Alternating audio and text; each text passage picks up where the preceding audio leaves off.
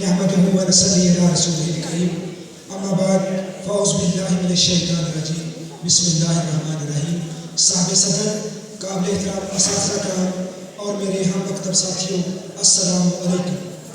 آج مجھے جس موضوع پر رب شاہی کا موقع ملا ہے وہ ہے شان مصطفیٰ صلی اللہ علیہ وآلہ وسلم.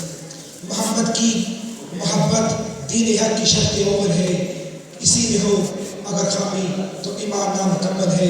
صاحب صدر، شان مصطفیٰ ایک ایسا موضوع ہے جس پر لکھنے والوں نے لائبریری میں پڑھی، بیان کرنے والوں نے عمریں گزار دی. ایک نسل گزر رہی ہے، نہ جانے کتنی اور نسلیں گزرے گی، مگر یہ مضمون کبھی ختم نہیں ہوگا. ہو گئی زندگیاں ختم اور قلم ٹوٹ گئے، پر تیرے مصحف کا ایک بھی باب پورا نہ ہوا. صاحب صدر، نبی آخر زمان احمد مصطفیٰ محمد مصطفیٰ کی ذات پاک وہ مبارک ہستی ہے کہ جن کے صدق سے اللہ تعالیٰ نے کائنات کا ظہور بخشا.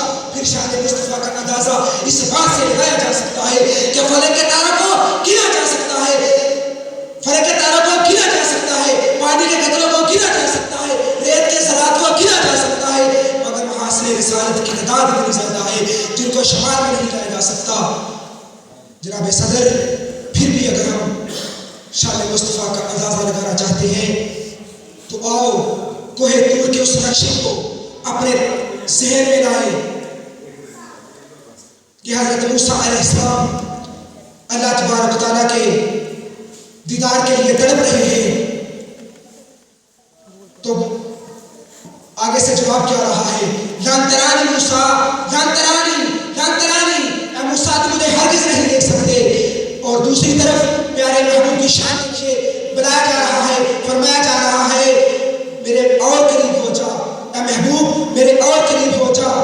صاحب صدر، جمال خدا اور جمال مصطفیٰ صلی اللہ علیہ وآلہ وسلم ایک ہی حقیقت کے دو رخ ہیں.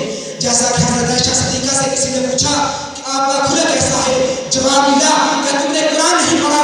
معلوم ہوا کہ جو کچھ قرآن میں ہے وہ مصطفیٰ کی ذات میں ہے، اور جو کچھ مصطفیٰ کی ذات میں ہے وہ قرآن میں ہے. اس لیے میں کہا کرتا ہوں، کوئی چاند میں کیوں چاند میں کھوئے ہو، کیوں الجھے ہو ستاروں میں، کیوں چاند میں کھوئے ہو، کیوں الجھے ہو ستاروں میں، میرے آقا کو ڈھونڈو قرآن کے پاروں میں. صاحب صدر، اس پیارے نبی کی